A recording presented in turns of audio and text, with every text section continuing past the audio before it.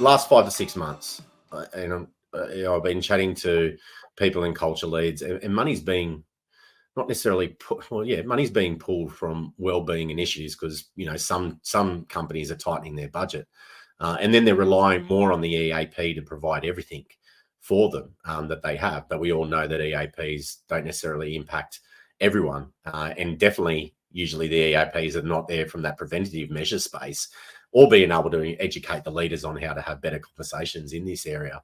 What would you say to wellbeing leads, people in culture leads, CEOs, CFOs, on maybe stepping up their wellbeing game versus pulling it back?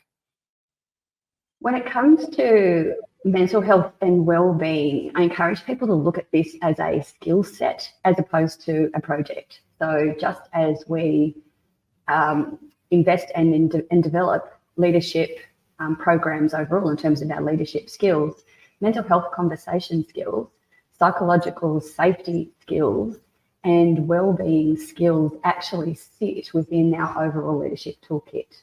And I think part of the problem that we have with our budgets is that many people view wellbeing projects and initiatives as nice to have. So it's ways of celebrating days and ways of celebrating themes, but there's a frustration with our executive team and our budget holders that say, look, we're spending all this money on this stuff, but what's actually happening? And it's really important, or I think it's really important, that we look at mental health and wellbeing and resilience skills as a capability set. And so when we are viewing this as part of our leadership development programs and we're looking at this as a capability set, what we will find is that we will have those preventative and supportive measures in place. Because the reality is once people get as far as the employee assistance program, they're generally extremely unwell.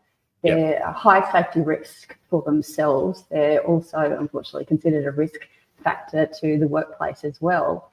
And we also know that people who do become extremely well with mental illness actually cost, I think it's like 5 to 6 times more than a physical health or illness once it gets to that point on the balance sheet.